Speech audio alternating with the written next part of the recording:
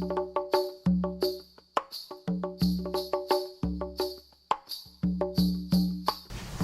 नमः शिवाय, ओम नमः शिवाय, ओम नमः शिवाय। शंभो हर, शंभो हर, शंभो हर। भगवान शंकरનું પૂજન, એનું ધ્યાન, એને મનાવવા માટેના કાલાવાલા, એનું ભજન, એનું કીર્તન કરવાનો મહિનો એટલે શ્રાવણ મહિનો। અને શ્રાવણ મહિનામાં શિવની આપણે આરાધના કરીએ ત્યારે સ્વાભાવિક રીતે આરાધનાના ભાગરૂપે શિવની પૂજા પણ કરવામાં આવે છે। આ પૂજામાં અનેક સામગ્રી વપરાય છે। પૂજામાં જે સામગ્રી વપરાય છે એની વાત આપણે અલગથી કરીશું, પણ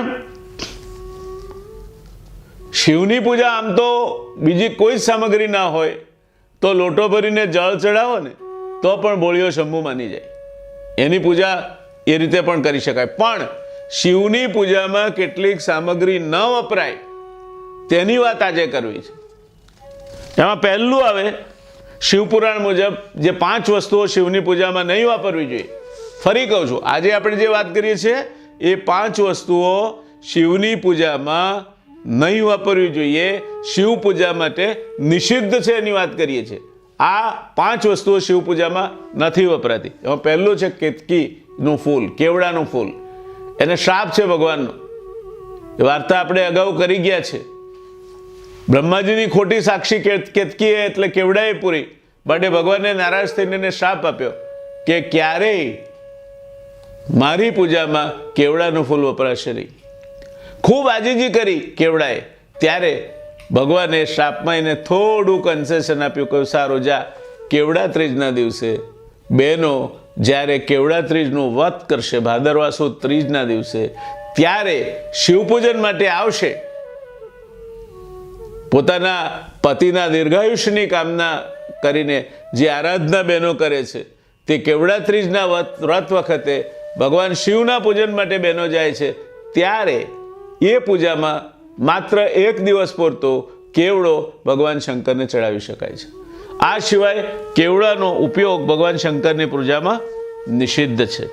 તુલસીદળ, તુલસીદળ પણ ભગવાન શિવને ચડવું જોઈએ નહીં, એક અપવાદ છે, રામેશ્વરમાં ચડે છે, પણ અન્યથા તુલસીદળ ભગવાનને નહીં ચડવું જોઈએ, કારણ કે આ વાત સાથે અસુરરાજ જલંધરની કથા જોડાયેલી છે, જેની પત્ની વૃંદા તુલસીનો છોડ બની ગઈ હતી। શિવજીએ જલંધરનો વધ કર્યો એટલે ભગવાન શિવની પૂજામાં તુલસીનો ઉપયોગ નહીં થાય એવું સતી તરીકે તુલસીએ પોતે શ્રાપ આપ્યો છે। એટલે તુલસીનો ઉપયોગ ભગવાન શિવની પૂજામાં ના થાય। રામેશ્વરમાં એક લિંગ છે, ભગવાન રામે સ્થાપેલું છે, અને એટલે એના ઉપર તુલસીદળ ચડે છે। રામ સ્વયં નારાયણનો અવતાર હતા, નારાયણની પૂજા માટે તુલસીદળ વપરાય છે, માટે ત્યાં વપરાય છે। બાકી એને બાદ કરતા એક અપવાદ છે, બીજી કોઈ જગ્યાએ તુલસીદળ પૂજામાં વપરાતું નથી। નારિયેળ પાણી, નારિયેળ પાણીથી ભગવાન શિવનો અભિષેક ન કરવો। નારિયેળને લક્ષ્મીજીનું સ્વરૂપ માનવામાં આવે છે।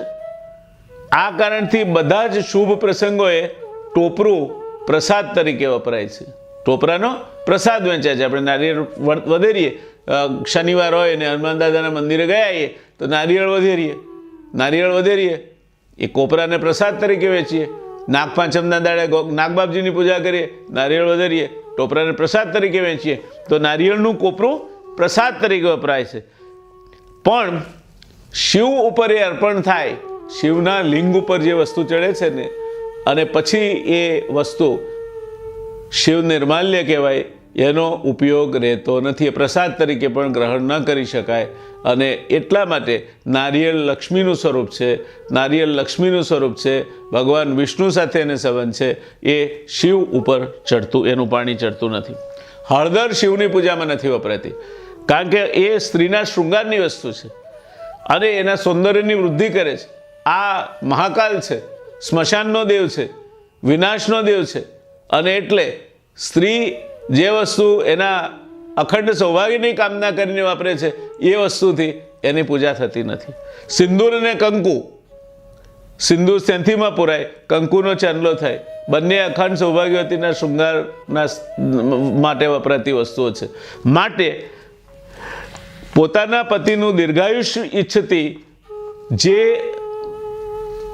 સ્ત્રી કપાળમાં સૌભાગ્યવતીના ચિહ્ન તરીકે ચાંદલો કરે છે અને સેંથીમાં પોતાના પતિનું નામ દઈને સિંદૂર પૂરે છે, એ સૌભાગ્યવતીનો શણગાર પણ ભગવાન શંકરના લિંગ પર ચડાવી શકાતો નથી. એટલે સિંદૂર અને કંકુ ક્યારેય ભગવાન શંકરના લિંગ પર અર્પણ થતું નથી. આ વસ્તુઓ નથી જે વપરાતી એ સિવાયની જે શિવપૂજામાં વપરાય છે તે વસ્તુઓ કઈ? તો શિવપૂજામાં વપરાતી વસ્તુઓમાં ઘણી વસ્તુઓ છે. પણ પહેલાં ફરી પાછી આપણે પેલી 5 વસ્તુ યાદ કરીએ.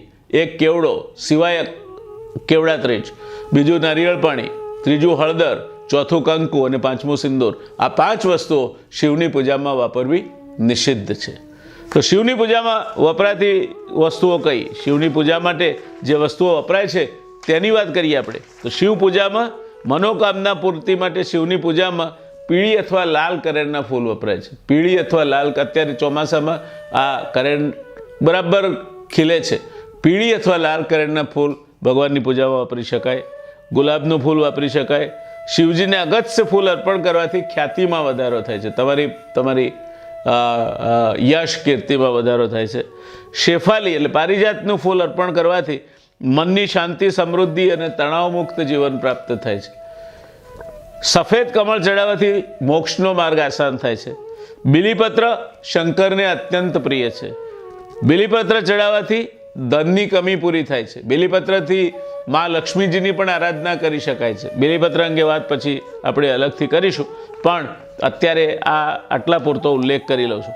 શિવજીને મોગરો ચડાવવાથી વિવાહ બાધા દૂર થાય છે. એટલે જેમને કન્યા ન મળતી હોય એના માટેનું આ સૂચન છે. ભગવાન શંકરને અત્યારે તો મોગરાના ફૂલ પણ ઢગલાબંધ મળે છે.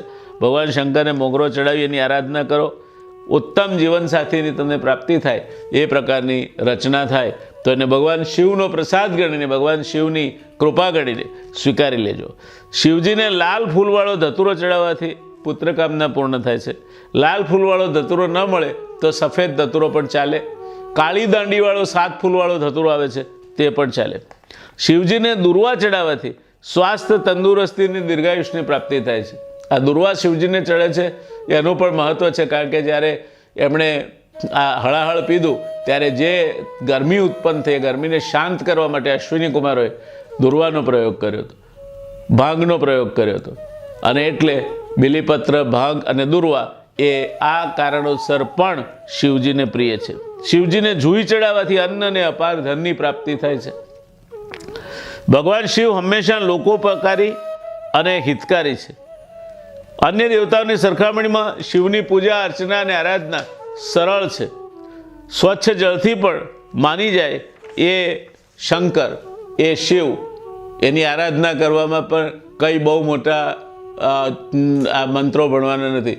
કંઈ જ ના આવડે ને તો પંચાક્ષરી મંત્ર ઓમ નમઃ શિવાય, ઓમ નમઃ શિવાય, આટલી એક મંત્ર જાપ સાથે ભગવાનને જળ ચડાવો ને તો ભગવાન માની લે છે. કોઈ પણ પ્રકારની બહુ અઘરી અથવા તો કોઈ પણ પ્રકારની બહુ સાધન સામગ્રી માગી લેતી અથવા કોઈ પણ પ્રકારની બહુ સમય માગી લેતી પૂજા પણ બોળિયો શંભુ તમને કરવાનું કહેતો નથી. તો કે ખાલી નાવ, નહીં ધોઈ, સ્વચ્છ થઈ, પવિત્ર થઈ અને એક લોટો ભરીને પાણી તમે ભગવાનના લિંગ પર ચડાવો અને ખાલી પાણી ચડાવતા જાઓ. મનમાં શ્રદ્ધા, ભક્તિથી, સાચા દિલથી ઓમ નમઃ શિવાય, ઓમ નમઃ શિવાય, ઓમ નમઃ શિવાયનો જાપ જપતા જાઓ. બસ તમારું કલ્યાણ છે. કલ્યાણના માર્ગે જવું હોય તો ઓમ નમઃ શિવાયના જાપ જેવા, પંચાક્ષરી મંત્રના જાપ જેવો ઉત્તમ જાપ બીજો કોઈ નથી. અને એટલે હંમેશા શ્રાવણ મહિનો ચાલે છે માટે તો આપણે આ જાપ કરીએ જ, પણ મિત્રો શક્ય હોય ત્યારે, શક્ય હોય ત્યાં પવિત્ર વાતાવરણમાં કોઈ પણ પ્રકારનો અપવિત્રતા ન હોય, પગ લાંબા કરીને બેઠા બેઠા, આરામથી બેઠા બેઠા, ખાતા ખાતા ભગવાન શિવની આરાધના ન કરી શકાય. ઓમ નમઃ શિવાયનો જાપ જપવો હોય તો પવિત્ર વાતાવરણ હોય, સ્વચ્છ શરીર હોય, મન શાંત હોય, મનમાં વિચારોની શાંતિ હોય, શુદ્ધ વાતાવરણ હોય, શુદ્ધ હેતુ હોય અને એમાં સંપૂર્ણ સ્વસ્થ ચિત્તથી કાચબાની માફક પોતાના જીવને શિવ સાથે જોડીને પોતાના કોચલામાં સરી જઈને બહારની દુનિયાથી સંપૂર્ણપણે અલિપ્ત થઈને ઓમ નમઃ શિવાય, ઓમ નમઃ શિવાય, ઓમ નમઃ શિવાય કહો, શિવલોકની પ્રાપ્તિ થશે તમને. આ નાની પણ ખૂબ અગત્યની ભક્તિ માર્ગની શિવની મેં વાત આપની સમક્ષ મૂકી છે. આશા રાખો આપને એ ઉપયોગી થશે. ભગવાન ભોળિયો શંભુ આપ સૌનું કલ્યાણ કરે એ શુભકામનાઓ સહ ઓમ નમઃ શિવાય, ઓમ નમઃ શિવાય, ઓમ નમઃ શિવાય. શંભો હર.